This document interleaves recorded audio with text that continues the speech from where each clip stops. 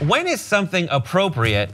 And then when does it become cultural appropriation? That's something we're gonna talk about right now in Portland, a place where there's a lot of different restaurants and different initiatives. You should watch Portlandia. It's a documentary series about that area.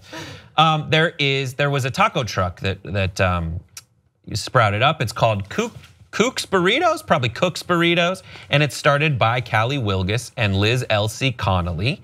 And it got in trouble because in an article, they bragged about how they got their recipes. And they said that they went down to Mexico and, quote, started to pick the brains of every tortilla lady there in the worst broken Spanish ever. You can eat lobster for $5 on the beach, one said, which they give you with this bucket of tortillas. She says that they told them the basic ingredients, but they wouldn't tell us too much about technique. So we were peeking into the window of every kitchen, totally fascinated by how easy they made it look. And apparently they took these recipes and brought it back. Portland being caught essentially between trying to have the biggest and best food scene in the world and then also being, woke or whatever and socially conscious about whether they're offending anyone. There was a backlash to this article, and it resulted in this weeks-old restaurant pop-up being shut down. What do you think?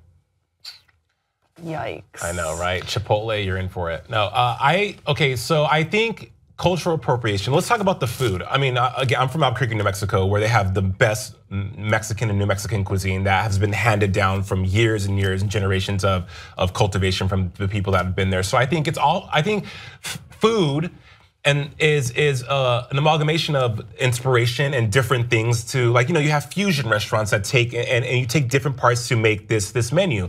Now, what I had a problem with is when on Yelp, the LC or one of the women said, my little abuelita. Well, I mean, do you know? I'm sure she doesn't even know what an abuelita is, and if you don't know what an abuelita is, that's someone's grandma. That's what abuelitos or tias or tios. Those are the ways you describe family members. So cultural appropriation. I think it's great to give homage to a style of food. I don't think that they should have been shut down for wanting to bring these recipes to people in Portland. Right. But I mean, if they went to Mexico and were peeking in and trying to say, hey, well, how do you make that? Trying to really steal the secrets of the trade, then yeah, that is a problem. Absolutely is a problem. Yeah, I would compare it. So they have these racially strange statues in someone say racist, and I would agree, statues in New Orleans that they took down. It's similar to that in my opinion, because a statue is a statue. It depends on in what context it's presented that makes it offensive to me or not. Because you can have the most racist statue in the world. If it's in a museum, in an exhibit about racist statues, I get it. That is appropriate for that to exist there. But if you put it in the public square and kind of imply that this is what you believe, that's different. The context is different, and it depends on what you're implying. There are chefs all over the place. There's a restaurant in Copenhagen called Noma, and it for like 2 years ago was the best restaurant in the world. They just sent a bunch of their chefs to Mexico, to Tulum, to open up like this new Mexican restaurant.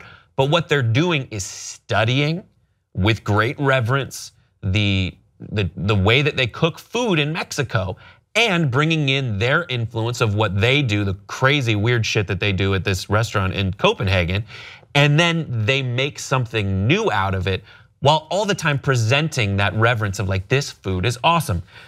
What leaves a bad taste in my mouth when I read the article from the women who run this restaurant is their lack of reverence for this process. That's ultimately what it is. I think it just comes down to context, and I think a lot of this also comes down to really indelicate wording on their part. Yeah, that's what it is. And when you hear about this, it feels as though they weren't really going to Mexico to study the food and the culture and the cuisine and then bring it to Portland. I don't think anyone would really have a problem with that. It seems as though they were being a little bit more devious in their stealing, and they even talk about it as if they sort of are getting away with something. And look what we are getting away with, and they'll never know because they're They're in their little shacks in Mexico. Right. So I think that it's unfortunate that they just were not more careful in how they went about this experience, because there's nothing, I mean, one of my favorite shows is Chef's Table, and something that I love, it's a show on Netflix, something that I love about that show is that you get to see the different inspirations that chefs will get from every walk of their life and everything that they will bring in to a dish. And it could come from all different parts of the world, or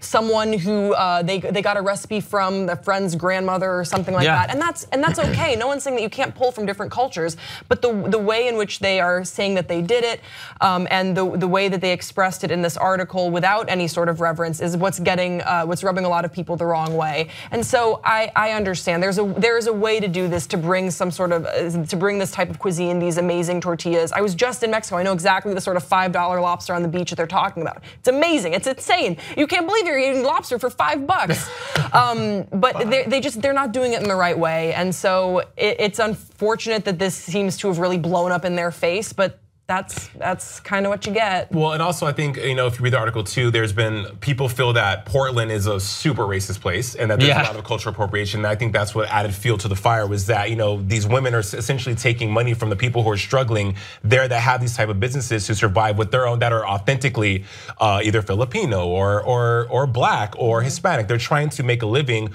with their cuisine and do the best they can. And you have these other people who are white, per the article, saying, well, fine, we're already entitled, we're already privileged. Let me just go in and steal from the people who are disenfranchised and marginalized and still make money hand over fist, without the reverence, as you mentioned earlier. Or bringing in our own influence. It's pretty overtly. They do say that they add like California inspired, so they take like the technique and then add like a California inspired ingredients, which I think just means avocado. I mean, like specifically, like with the tortilla. Like the tortilla is like the thing that people are upset about, right? How they the tortilla. They took the tortilla, and I get it. I mean, these.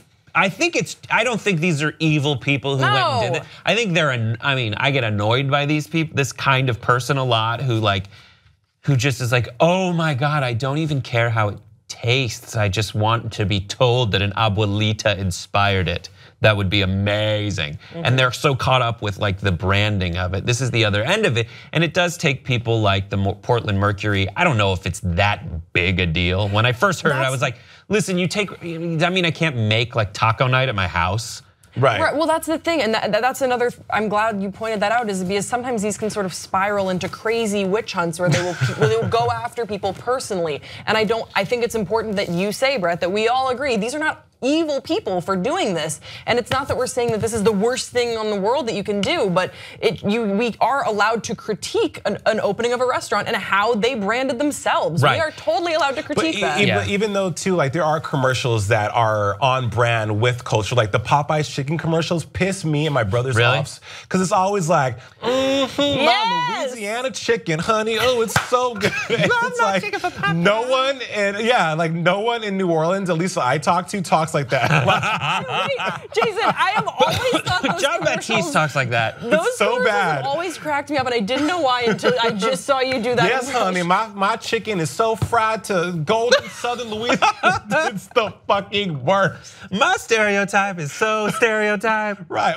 or El Pollo Loco, our new $3 fight. It's like the accent. It's like, wow. Honestly, if anyone ever offered me fried chicken in the way that you just did and that they do in those commercials, I'd be like, what is this laced with? Why do you want me to have this? Who sent you? It's so fantastic. I don't even know where to go from there. What is that? I think we've covered it. Exactly what you're talking about.